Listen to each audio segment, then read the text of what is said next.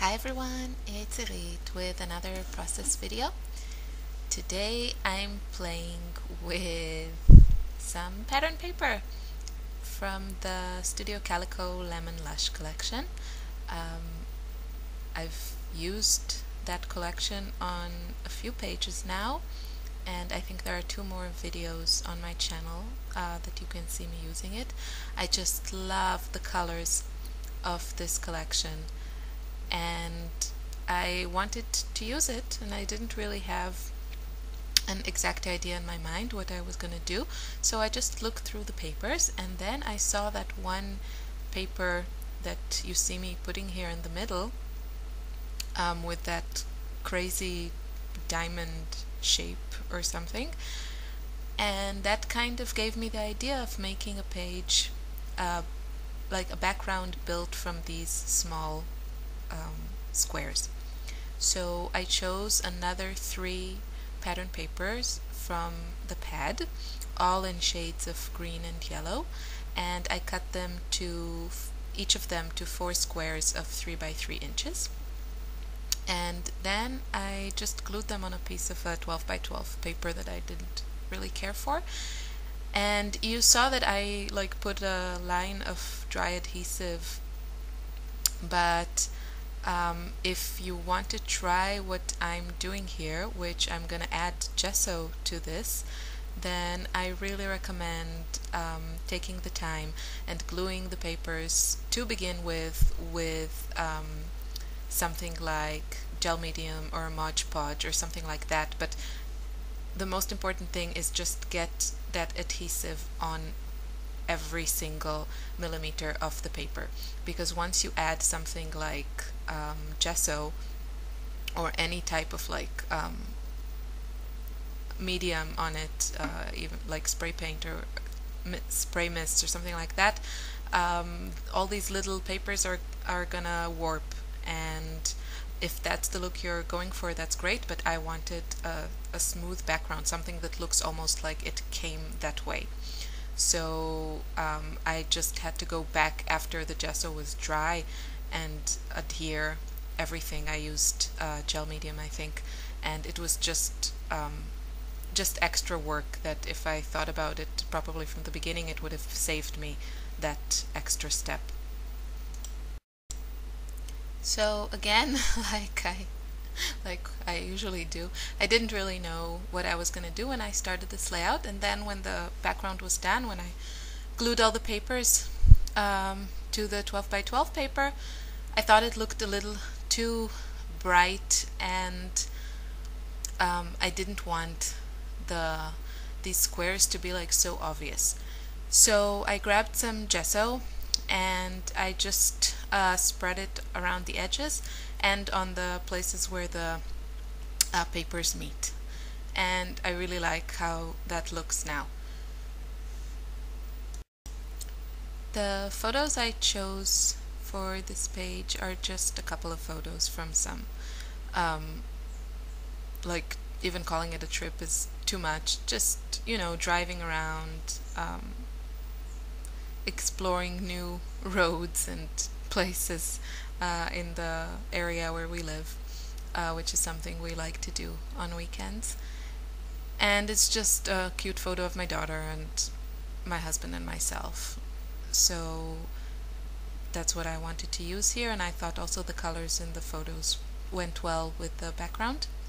I used a couple of other pattern papers from the same pad as background, as photo mat, sorry. And then it came time for embellishing. Now this background is very busy, so yeah, it can get sometimes tricky to embellish such pages. And the other problem is that I don't have anything else from this collection. I just have the paper pad. I love the paper pad, but I didn't get anything else. Not that there wasn't some really cute stuff, it's just that I have enough. So yeah, but I wanted a few new things, so I just went for the paper pad. And what I ended up doing after I glued all the photos down is I took that one pattern paper from the 6x6 pad, and it's kind of like rows and rows of little square, like rectangles and I don't know, ticket stubs and all kinds of things in all the colors of this collection. So I just cut it down to the individual like patterns or tickets or whatever, and used that as my embellishment on this page, which is, you know, I think a great way to just use paper when you don't have a lot of embellishments that coordinate with your page, or if you don't have a lot of embellishments, period. So I arranged it, of course, in kind of like a rainbow color order. I just think it looks the best. But of course you can, I think if the background was more plain, then, you know, you could mix the colors, but with how colorful it was, I thought arranging it by color would look better. And you can also see on the video like a few different options that I tried, moving those little papers around.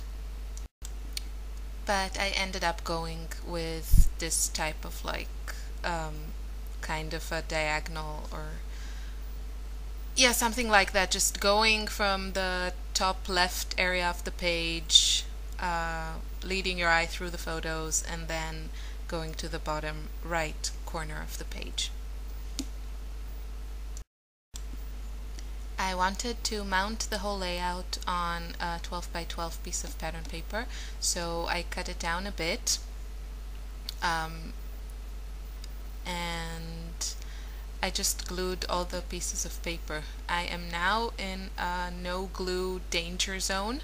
I ran out of my dry adhesive completely, and what's even worse, I don't have really anything on the way, so I'm using my hot glue gun a lot and some glue dots that I found.